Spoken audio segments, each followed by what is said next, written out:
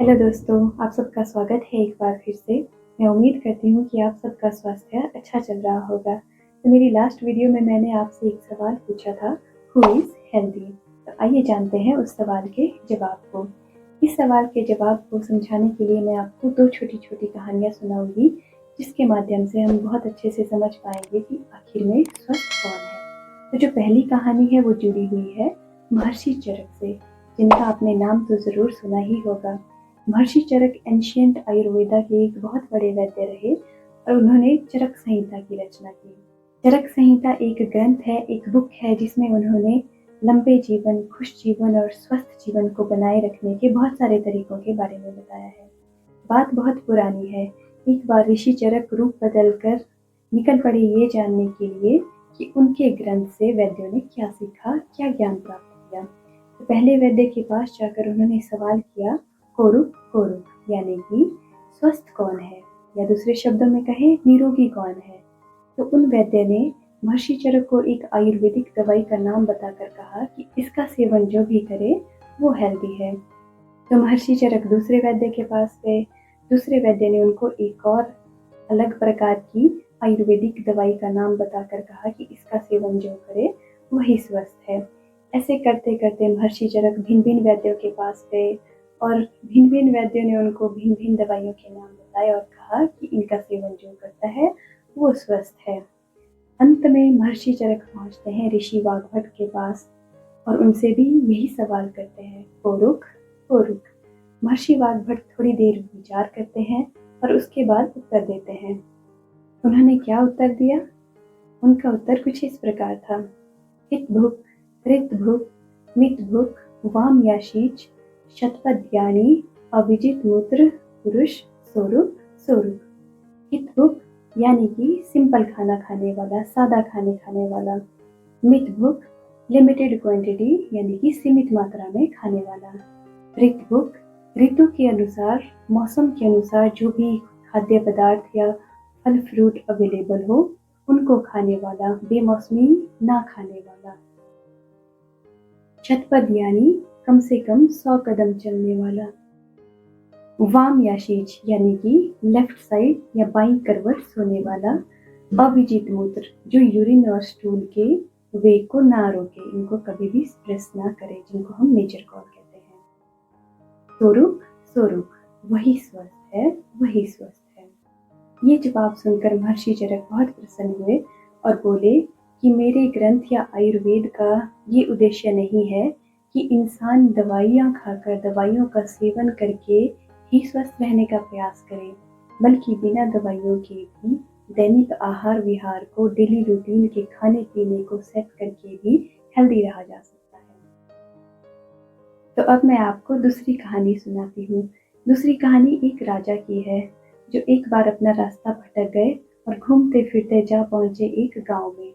गांव वालों के लिए राजा एक अनजान व्यक्ति थे। गांव वालों को ये पता नहीं था कि वो एक राजा हैं, परंतु फिर भी गांव वाले उनको बहुत आदर सत्कार और प्यार के साथ अटेंड करते हैं, उनकी सुख सुविधा का पूरा ध्यान रखते हैं। राजा ये देखकर बहुत खुश होते हैं और उनके मन में आता है कि उनको भी गांव वालों के लिए कुछ करना चाहिए। तो इसलिए वो पूरे गांव का दौरा करते हैं। तो दौरा करने पर वो क्या पाते हैं कि वहाँ पे कोई भी मेडिकल फैसिलिटी नहीं थी। तो राजा ये सोचकर अपनी तरफ से वहाँ पे एक हॉस्पिटल खुलवा देते हैं, जिसमें उस टाइम की सारी सुख सुविधाएं होती है, और वहाँ पे एक बहुत ही अच्छे डॉक्टर को भी नियुक्त कर देते हैं। इस प्रकार 1 साल बीत जाता है। 1 साल बाद राजा के राज दरबार में वही डॉक्टर आते हैं जिनको राजा ने नियुक्त किया था उस गांव में। वो डॉक्टर राजा को बताते हैं कि मैं वहाँ पे उस गांव में बिना काम के रहता हूँ। इस पूरे वर्ष, पूरे लास्ट 1 ईयर में मेरे पास एक भी पेशेंट नहीं आया, एक भी मरीज नहीं आया, और जितनी भी दवाइयाँ थी वो भी अनयूज्ड वैसे ही पड़ी हुई हैं। तो राजा ये सुनकर बड़े हैरान होते हैं। वो सोचते हैं कि आखिर ऐसा क्यों है, गांव के लोग मेडिकल फैसिलिटी को इतना इग्नोर, इतना अनदेखा क्यों कर रहे हैं।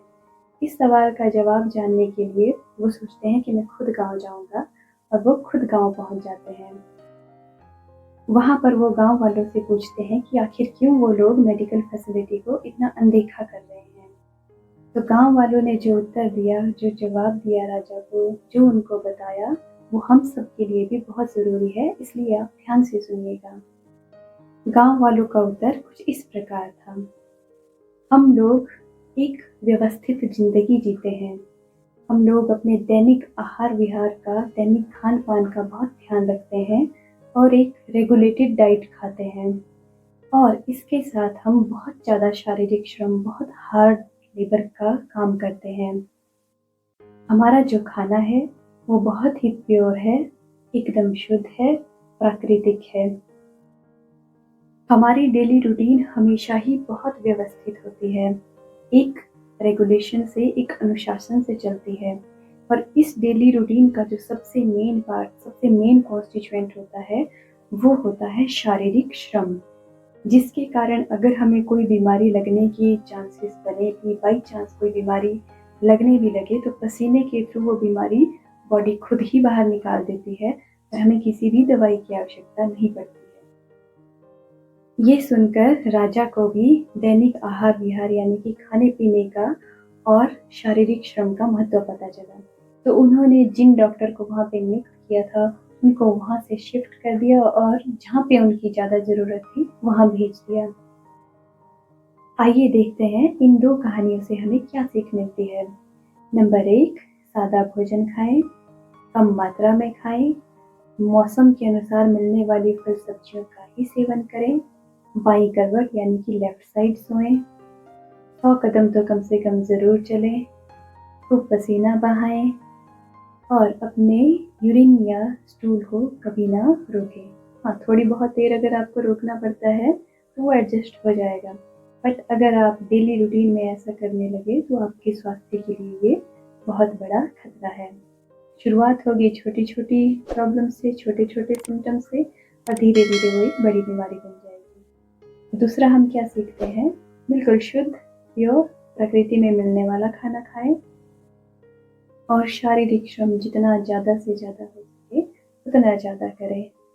आप कुछ भी खा सकते हैं बिना सोचे समझे, परंतु अगर आप शारीरिक श्रम करते हैं तो उस लेवल का शारीरिक श्रम भी होना बहुत ज़रूरी है। आई होप ये वीडियो आपको मदद करेगी। और जाते जाते आपके लिए आज का सवाल काफ़ी इंटरेस्टिंग है। सवाल कुछ इस प्रकार है, आजकल लोग जागरूक हो रहे हैं और वो अपने खाने पीने का भी ध्यान रख रहे हैं, एक्सरसाइज भी करते हैं, घर में ना सही जिम जाकर करते हैं, खूब पसीना बहाते हैं, पर इतना सब करने के बावजूद भी वो लोग अस्वस्थ हैं। सारे लोग हैं जो अस्वस्थ हैं, तो ऐसा क्यों है? जो भी आप इस बारे में सोचते हो मुझे कमेंट करके ज़रूर बताएं। Thank you so much. मिलेंगे नेक्स्ट वीडियो में, तब तक के लिए स्टे हेल्दी, स्टे हैप्पी।